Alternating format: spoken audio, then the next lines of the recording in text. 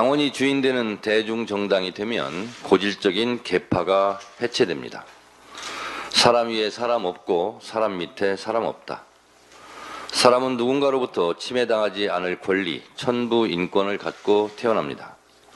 민주주의 제도는 수천 년 동안 수많은 사람들의 핏값으로 쌓아 올린 금자탑입니다.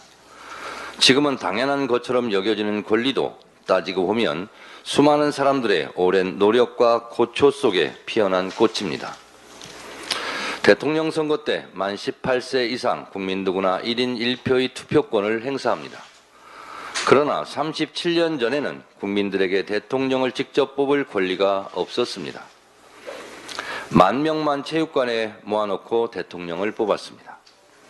국민 누구나 1인 1표 대통령 직접 투표권을 갖기 위해 박종철 열사, 이한열 열사 등 수많은 사람들이 죽고 다치고 감옥에 갔습니다. 저도 1987년 뜨거운 여름 호원철폐 독재타도 대통령 직선제를 주장하다 경찰에 연행돼 구류 처분을 받고 경찰서 유치장에서 6.29 선언을 지켜봐야 했습니다. 100년 전에 여자에게 투표권을 달라고 하면 감옥에 집어넣었습니다. 란 유명한 장하준 메모도 있습니다. 이재명 당대표 1기 지도부의 임기를 마무리할 시점이 오고 있습니다. 저는 2년 전 전당대회에서 당원이 주인되는 정당을 만들겠다고 공약했습니다. 그 약속을 지키고자 부단한 노력을 했습니다. 야당 탄압 정적 제거, 이재명 죽이기의 윤석열 정권의 탄압을 견뎌내며 이룬 총선 승리는 참으로 값진 국민 승리, 역사적 승리였습니다. 지도부 출범과 함께 검찰의 민주당사 침탈, 이재명 대표에 대한 무리한 선거법 기소, 이재명 대표의 단식투쟁, 이재명 대표에 대한 체포동의안 가결과 영장 기각, 수백 번의 압수수색과 검찰의 망신주기 피의사실 공표와 재판 속에 이룬 값진 총선 승리였습니다. 당내 사정도 결코 녹록하지는 않았습니다. 끊임없이 이재명 당대표를 흔들고 급기야 이재명 당대표 체포동의안 가결 사태로 잠시 당이 큰 어려움과 혼란에 빠지기도 했습니다. 그러나 이 모든 내후 외환을 이겨낼 수 있었던 것은 당원과 지지자 국민들의 지지 덕분이었습니다. 당이 어려울 때마다 응원과 지지를 아끼지 않았던 당원과 지지자분들께 다시 한번 감사드립니다. 이러한 어려움 속에서도 당원이 주인되는 정당 건설을 위한 발걸음은 멈추지 않았습니다. 당원들의 열렬한 참여 속에 공천혁명을 이루었고 그 동력으로 총선을 승리로 이끌었습니다. 그 어느 때보다 당원 참여의 효능감을 느낄 수 있었던 선거였습니다. 이에 발맞추어 전당대회 룰을 대거 당원 주권 시대에 맞게 정비했습니다.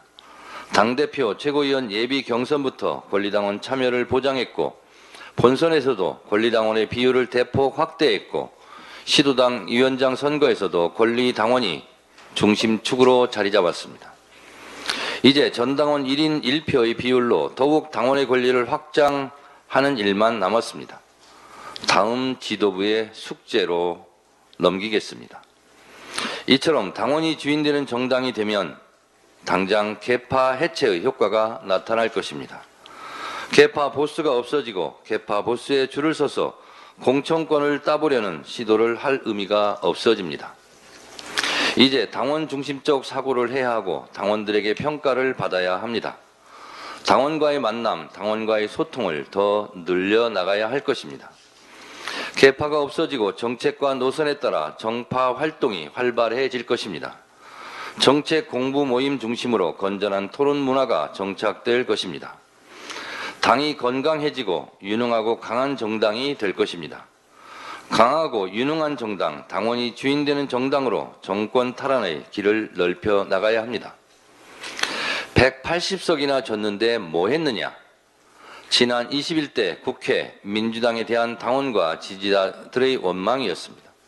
22대 국회는 이런 원망 대신 뽑아줬더니 밥값한다는 효능감을 보여드려야 합니다.